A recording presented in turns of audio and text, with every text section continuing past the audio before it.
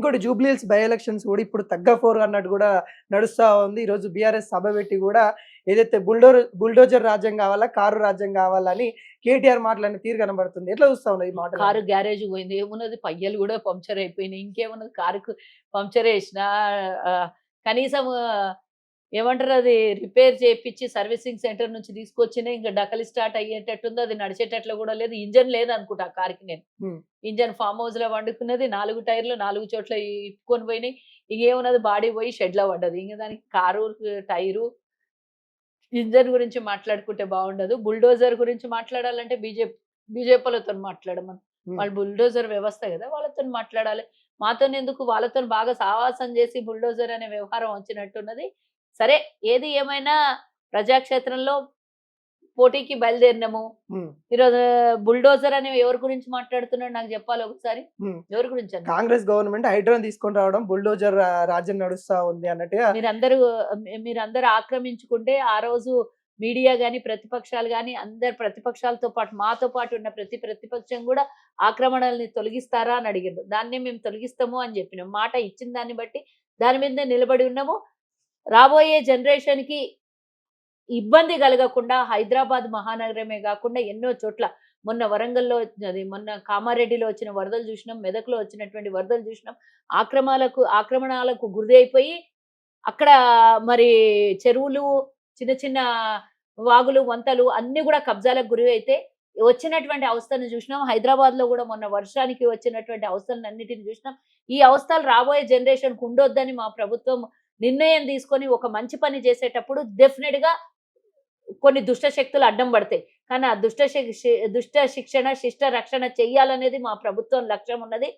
తప్పకుండా మంచి కార్యం కోసం నలుగురు అన్నా కూడా పర్వాలేదు, 4 దెబ్బలు పడ్డా పర్వాలేదు, కానీ మంచి కార్యం చేసిన తర్వాత కలకాలం అది పనికొచ్చే పనిని మేము చేసుకుంటూనే పోతాం. దానికి బుల్డోజర్ కావాలన్నా, కేసీఆర్ అక్రమంగా కట్టుకున్నటువంటి దొబ్బుకున్నటువంటి వ్యవస్థ ఆస్తులన్నిటికి గుంజుకొస్తామా అని బరాబర్ గుంజుకొస్తాం, బరాబర్ తప్పులు చేసిన వాళ్ళని శిక్షిస్తాం మేము. దాంట్లో వాళ్ళకి కారు గ్యారేజ్ నుంచి తీసుకొచ్చేది ఎన్నడో ఫస్ట్ అడుగుండి. అంటే నవీన్ యాదవ్ కి టికెట్ ఇవ్వడానికి గల వ్యూహం ఏంటి అసలు? కాంగ్రెస్ పార్టీ వ్యూహం ఏంటి? తనకి వ్యూహం అంటే ఏంది? పార్టీ నుంచి ఒక నాయకుడికి, గెలిచే నాయకుడికి టికెట్ ఇస్తుంది పార్టీ. ఏదైనా వ్యూహం అంటే ఇప్పటికిప్పుడు పక్క పార్టీ నుంచి పట్టుకొని వచ్చి టికెట్ ఇవ్వలేదు కదా. కాంగ్రెస్ లోకి ఎన్నో రోజులు ఏదైనా వచ్చిండు, అక్కడ స్థానికుడికి ఇయ్యాలి అంటే. ఇంతకు ముందు అక్కడ జూబ్లీహిల్స్ కి ప్యూర్ గా జూబ్లీహిల్స్ లో ఉన్నటువంటి వ్యక్తికి ఇంతవరకు టికెట్ రాలేదని నవీన్ కూడా చెప్పడం మనం విన్నాము. సో యువకుడు ఆ 10 మంది మధ్యలో ఉంటాడు, ఎప్పుడు జనాలతోని ఉంటాడు, ఎప్పుడు పిలిస్తే పలికేటటువంటి అన్న అని పిలిస్తే పలుకుతాడు, తమ్ముడు అని పిలిస్తే పలుకుతాడు. అంటే తన ఒక పెద్ద వయసులో ఉన్నటువంటి తల్లి తండ్రి లాంటి వయసులో ఉన్నటువంటి వాళ్ళు బాబు అని పిలిస్తే పలుకుతాడు. పలికేటటువంటి నాయకుడిని కావాలి. ఈ రోజు యువత ఆకర్షణ ఉన్నటువంటి నవీన్ యాదవ్ అయినా సరే, ఆయన చేసేటటువంటి అహర్నిశలు 10 మంది పిలిచినా కూడా ఏదైనా చిన్న ఇబ్బంది ఉందంటే పోయి నలుగురితో కూర్చొని మాట్లాడి సమస్యని పరిష్కరించేవాడు. ఎక్కడైనా ఆపద ఉన్నదంటే అందరి కుటుంబాలని ఆదుకునేవాడు. సచ్చిన, పుట్టిన, పేదోడున్నా, ఇబ్బందులున్నా ఏదో తనకు తోచినంత సహాయం చేసి 5,000 10,000 ఇచ్చి వాళ్ళ కుటుంబాల్ని ఆదుకున్నటువంటి వాడు, పేదల కుటుంబాల్ని. మరి అలాంటప్పుడు అధికారం లేనప్పుడే అందరితో కలిసి ఉన్నాడు. రేపొద్దున అధికారం వస్తే పూర్తి స్థాయిలో డెవలప్మెంట్ చేసే ఆలోచనలు ఉన్నవాడు యంగ్స్టార్. కాబట్టి అన్ని రకాలుగా ఆలోచన చేసి గెలుపు గుర్రాలకే టికెట్ ఇస్తుంది కదా పార్టీ, అవునా కదా? ఎవరో ఎన్నో మాట్లాడుతుంటారు, రాజులు పోతుంటే కుక్కలు మొలుగుతుంటాయి, ఆ కుక్కల్ని లెక్క చేస్తే రాజు ముంగలికి పోతారా? పోడు కదా. నన్ను అట్లనే వదిలేయాలి, ఏనుగులు అనుకోవాలి, మేము పొరుతున్నాయి కుక్కలు అనుకోవాలి.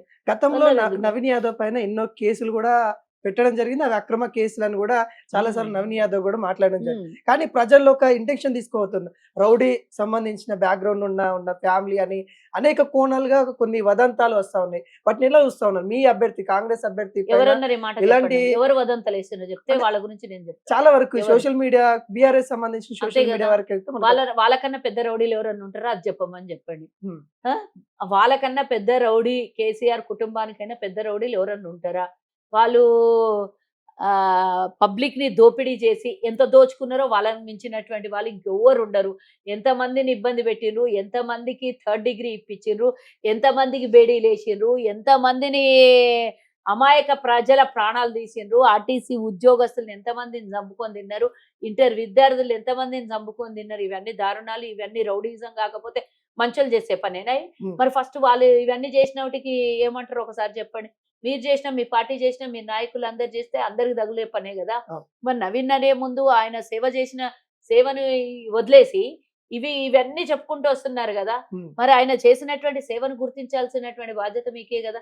అది ఏముందో మీకు తెలుసు. నేను అడుగుతున్న చనిపోయినటువంటి వ్యక్తి గురించి నేను తప్పుగా మాట్లాడొద్దేమో, తప్పుగా మీన్స్ అనరాదేమో, కానీ నవీన్ యాదవ్ ని ఎన్ని ఇబ్బందులు పెట్టిండో మనం చూసినాం. అక్కడ ఉన్నటువంటి ప్రజలు చాలా మంది మీ సోషల్ మీడియాలో వీడియోలు వస్తున్నాయి, మమ్మల్ని ఎంత ఇబ్బంది పెట్టిండో మేము చూసినాము, ఎంత మందికి 3rd డిగ్రీలు కూడా ఇప్పించిండ్రంట.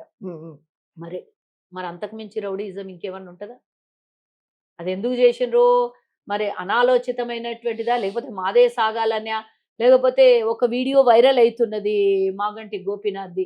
ఇంట్లో ఆయనది ఒక పోస్టర్లో ఆయనది పెద్ద ఫోటో, ఇంకొకది పెద్ద ఫోటో వేసి ఈయన చిన్నగా వేసినందుకే ఇంటికి పోయి దబిడి దిబిడి కొట్టిండ్రు వాళ్ళు.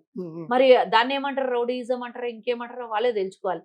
నేను అనొద్దు, ఒక వ్యక్తి చనిపోయినటువంటి వ్యక్తి గురించి నేను మాట్లాడొద్దు. బట్ మీరు అన్నారు కాబట్టి గతంలో మీరు 10 ఏళ్ళు బీఆర్ఎస్ లో ఉన్నప్పుడు మాగంటి గోపీనాథే ఎమ్మెల్యే అక్కడ.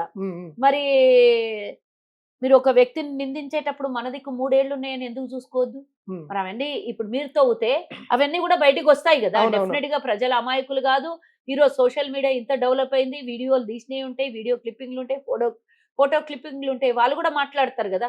ప్రజలు మాట్లాడతారు, మాకు కూడా అవకాశం ఇస్తున్నారు, మీరు అనవసరంగా మా జోలికి వచ్చి మాట్లాడి మీరు అని అనిపించుకుంటున్నారు తప్పించి ఇందులో ఒకరి గురించి అనాలనో లేదో అని కాదు. ఇప్పుడు ఆయన గెలుస్తున్నాడు, మంచి మెజారిటీతో గెలుస్తున్నాడు, పక్కా రాసి పెట్టుకో అని చెప్పి కంటోన్మెంట్ రిజల్ట్ ఇక్కడ మళ్ళీ తప్పకుండా రిపీట్ అవుతుంది. ఆల్రెడీ గెలిచిపోయిండు Naveen Yadav. Majority, full majority రావాలనేదే మా ఫుల్ ప్రయత్నం. ఎక్స్పెక్ట్ మంచి మెజార్టీ వస్తుంది. నంబరింగ్ ఎందుకు, తప్పకుండా మంచి మెజార్టీతో గెలుస్తాడు. తప్పకుండా 3 రంగుల జెండా జూబ్లీ హిల్స్ గడ్డ మీద ఎగురుతుంది. 3 నెలల రంగు జెండా.